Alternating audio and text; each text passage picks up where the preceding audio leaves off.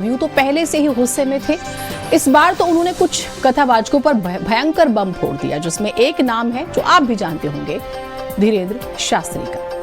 अखिलेश यादव ने आरोप लगाया है कि बागेश्वर धाम वाले बाबा धीरेंद्र शास्त्री एक एक कथा के बहुत पैसे लेते हैं। 1-2 लाख नहीं, पूरे 50 लाख लेते हैं। अखिलेश तो अखिलेश हैं।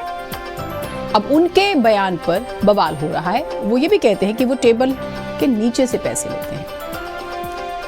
अब बीजेपी भी इसको लेकर आक्रामक है।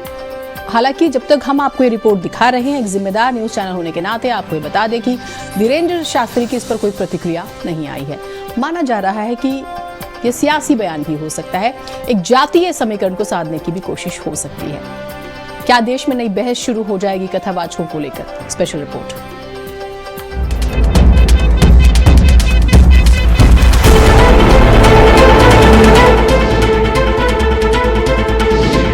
$50 लाख लगाओ, धीरेंद्र शास्त्री से कथा कराओ। यादव कथावाचकों पर वार, कुछ लोग चमका रहे अपना व्यापार।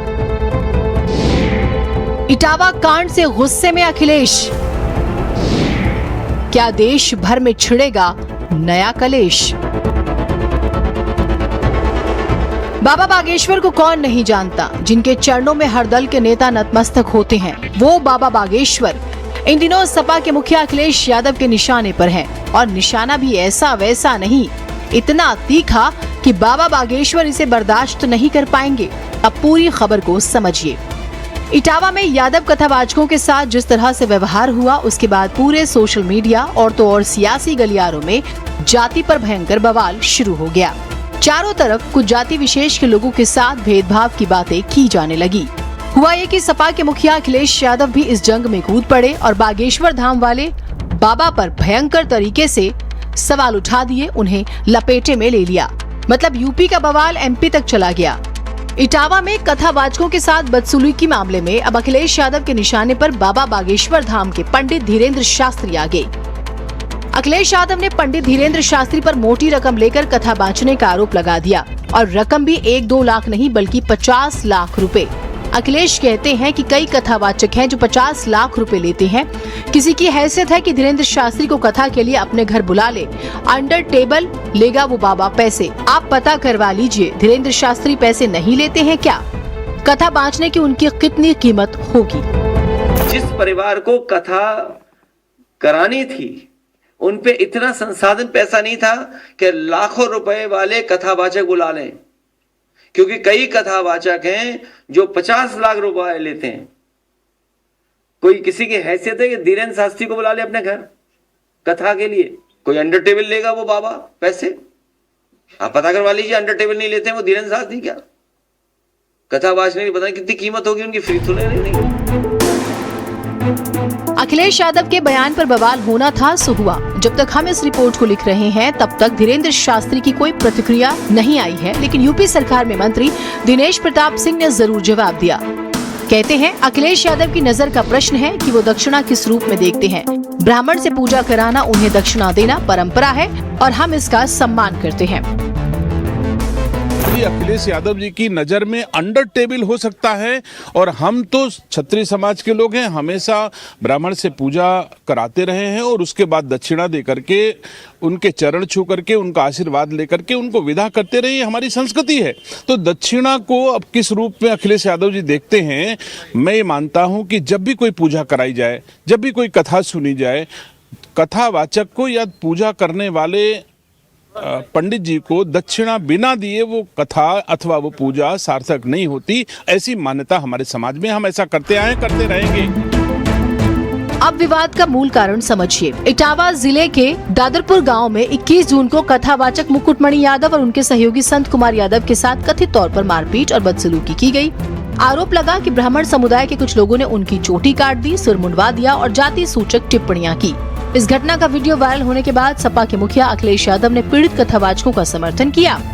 उन्हें सपा कार्यालय बुलाया, सम्मानित किया, 51,000 रुपए की आर्थिक मदद की और एक नया हारमोनियम भेंट किया।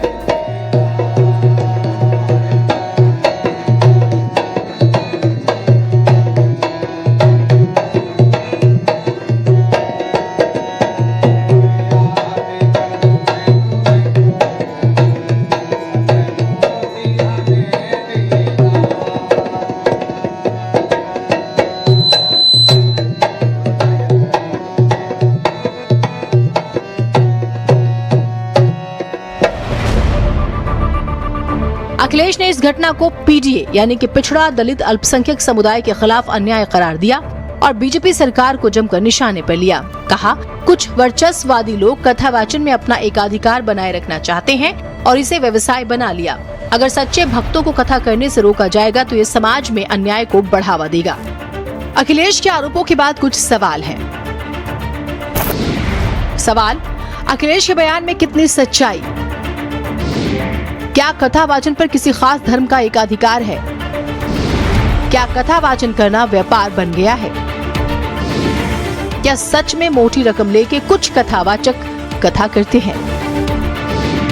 धीरेन्द्र शास्त्री पर बयान देके क्या फंस गए अखिलेश यादव? अखिलेश यादव के 50 लाख लेकर कथा करने वाले बयान पर क्या देश में बहस छिड़ेगी? भाजपा को लगता है कि भागवत या कोई कथा कहने पर एक वर्ग विशेष का ही अधिकार है, तो फिर वो इसके लिए भी कानून बना करके दिखा दें। कई बार कई कानून के लिए बहुत दावा करते हैं लोग, तो इसके लिए भी कानून बना लें कि इसके अलावा कोई कथा वाचन नहीं कर सकता। जिस दिन पीडीएस समाज ने अपनी कथा अलग से कहने शुरू कर दी, उस दिन इन परंपरागत शक्तियों का साम्राज्य ढह जाएगा। और मैं तो एक ही बात कहूंगा, भाजपा जाए तो हम सबको चैन आएगा। भारत देश की सियासत को जो लोग बहुत ध्यान से देखते हैं वो ये जानते हैं कि जिन नेताओं को जनता सिर आंखों पर बिठाती है, वही नेता जाकर किसी बाबा के चरणों में नतमस्तक हो जाते हैं। माना जाता है कि जो नेता ऐसा नहीं करता उसे नुकसान होता है। अब सवाल ये है कि क्या अखिलेश यादव ने बाबा बागेश्वर पर बयान देके अपना नुकसान करवा लिया, या फिर दूसरा पहलू ये है कि उनके बयान से कथावाचकों को मिलने वाले पैसों पर देश में बहस शुरू हो जाएगी। ब्यूरो रिपोर्ट, भारत समाचार।